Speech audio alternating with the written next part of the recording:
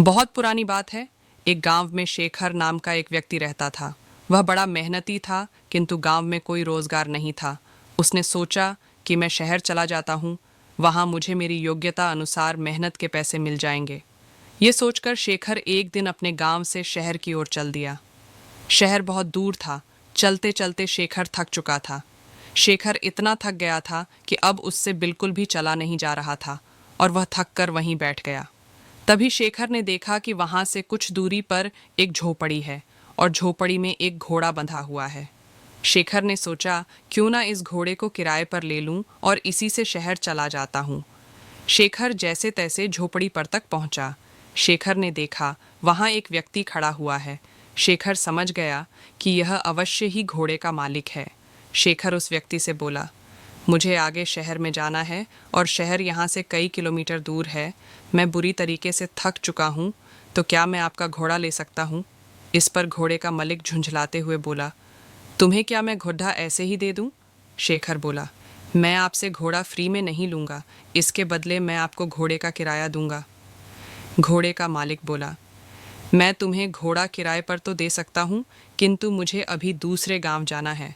अगर तुम मुझे उस गांव तक छोड़ दो तो मैं यह घोड़ा तुम्हें किराए पर दे सकता हूँ। शेखर झट से तैयार हो गया।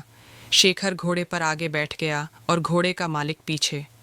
गर्मी के दिन थे, बहुत तेज धूप थी। दोनों चलते चलते थक गए और पसीने से तरबतर हो गए। शेखर बोला, बहुत तेज गर्मी है और थकान भी बहुत हो रही है, कहीं थोड़ी देर आराम कर लिया जाए। दोनों ने इधर उधर देखा, किंतु कहीं भी कोई पेड़ नहीं दिखा। तभी शेखर घोड़े घोड़े से उतरा और घोड़े के ही छांव में बैठ गया।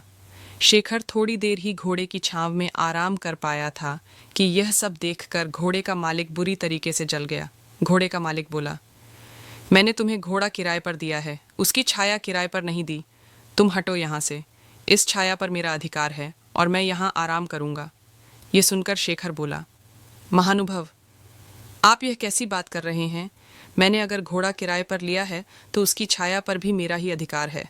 अगर आप चाहें तो आप भी इस छाया में मेरे साथ बैठकर आराम कर सकते हैं। लेकिन घोड़े का मालिक बड़ा जिद्दी था। वह बोला, नहीं नहीं, इस छाया पर सिर्फ और सिर्फ मेरा अधिकार है और मैं ही इसकी छाव में बैठूंगा। तुम हटो यहाँ से।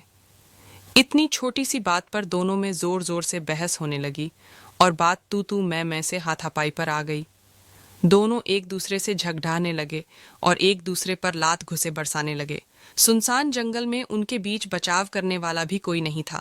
दोनों की लड़ाई देखकर घोड़ा भड़क गया और वहां से भाग गया। थोड़ी देर बाद जब घोड़े के मालिक ने घोड़े को देखा तो वह कहीं दिखलाई नहीं दिया। यह देखकर घोड़े का मालिक बोला, अरे मेरा घोड़ा कहाँ चला गया? वह तो अभी नया है। उसने ठीक से घर भी नहीं देखा। पता नहीं वह कहाँ गया और अब मैं उसे कैसे ढूंढूं? तभी शेखर बोला, अच्छा हुआ, तुम जैसे लोगों के साथ ऐसा ही होना चाहिए। अभी तुम छाया के लिए परेशान हो रहे थे, अब घोड़े की काया के लिए परेशान होना। घोड़े के मालिक को अपनी गलती का एहसास हुआ और अपना माथा पीटकर हाय तौबा करते हुए बैठ गया और बोला, मेरे थोड़े से लालच से मेरा कितना बड़ा नुकसान हो गया। मुझे अपनी करनी का फल मिल गया। घोड़े की छाया के लोभ के कारण घोड़े की काया से भी हाथ धो बैठा। शिक्षा। इस कहानी से हमें शिक्षा मिलती है कि लालच बुरी बला है और कभी कभी छोटे से लोभ के कारण बड़ा नुकसान उठाना पड़ सकता है।